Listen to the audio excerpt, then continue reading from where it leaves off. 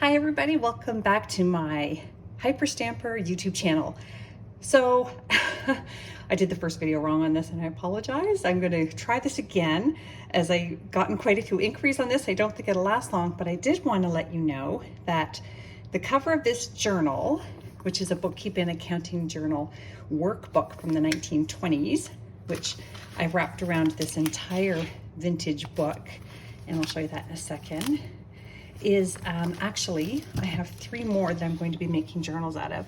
So if you missed this one, keep your eyes open because there will be one of these being made into journals very soon. So let's take a look at this wonderful journal. Okay, this was made again from that 1926 workbook, and this little key button here is the key from an antique cash register. It's the $3 sign.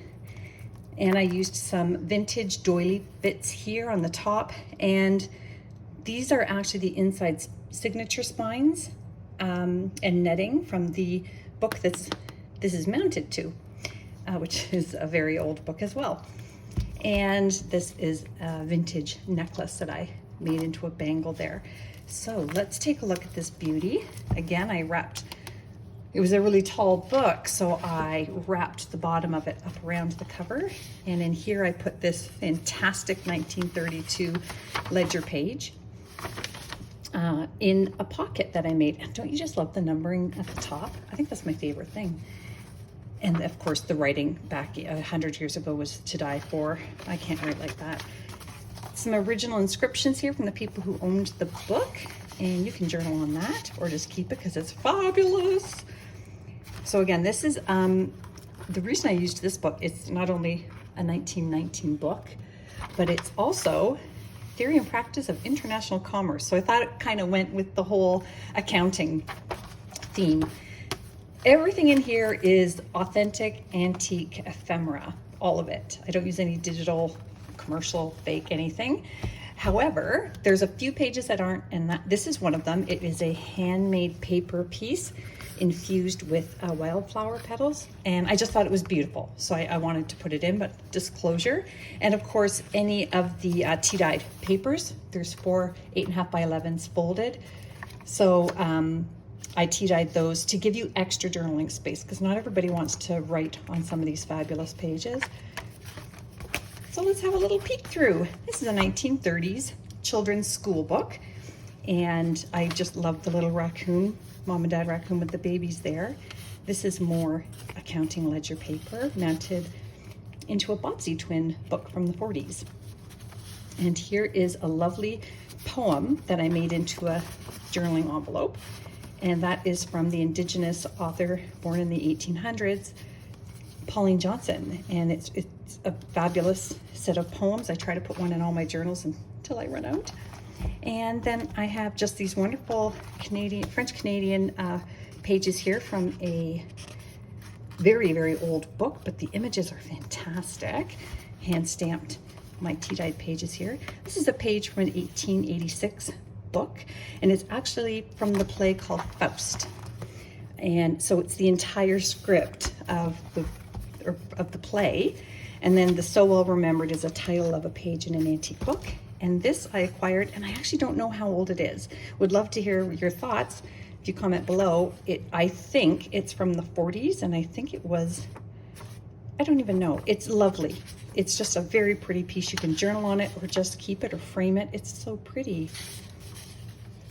And this is the 1930s decorator book called the Blue Book, and it is this one is of a dining room. And I thought, when I first saw it, I thought, oh, that's got to be the 50s, but it's actually a 1930 book. Absolutely fantastic. So I made that a little center spread, and I'm very careful on my centers to not cover up the seams whenever possible. Here's more of that French-Canadian book. Look how pretty. Now here is an 1900s, let me see, 1902 stereoscope. This one's of a little family of children in a wheelbarrow. Isn't that fun? I don't have many of these left, so whoever gets this journal is very lucky to have that particular one. I've been saving it to the end. And here's a vintage recipe card that came out of a spiral bound book. with an advertisement on the other side for a construction company. And here's a vintage receipt from the 70s. And then we have here a poem from the 1920s. One side it's called The Wildflowers, and on the other side it's called The Home. And somebody had asked me the dimensions of this book, and thank you for asking. I should be putting that in my descriptions. This one is 9 inches by 6 by 2, and for me, that's a larger size journal. So let's keep going here. Look at this wonderful table doily. I love it. And this is a page from a 1945 theater arts magazine, and the advertisements are fantastic. This is from a 1904 book called Freckles. Can you see that up there? Freckles.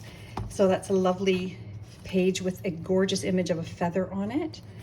And then I put a Pearl Shop from Cincinnati receipt in there. We believe that's 1950s. And I made this little tag out of a children's book page. Isn't this sweet? And this is from a 1950s dictionary. Here, that pocket. Another wonderful accounting ledger sheet from the 20s. And this is a little brittle, but it's beautiful. So even though it's brittle and torn in some places, I just thought it was so wonderful from a 1940s horse magazine. Isn't that lovely? I really like it. And another antique book page here from Freckles. The flip side, more of that Theater World magazine. And there's Theater Arts page here from June 1946. Let's see what else we have here. More tea-dyed paper for you, and I hand stamped those. This is from 1930, and it's a lovely music sheet, and it's got some sturdiness to it, so you can journal on the white space here. And I covered up this page just because it was a bit boring. It was an encyclopedia page.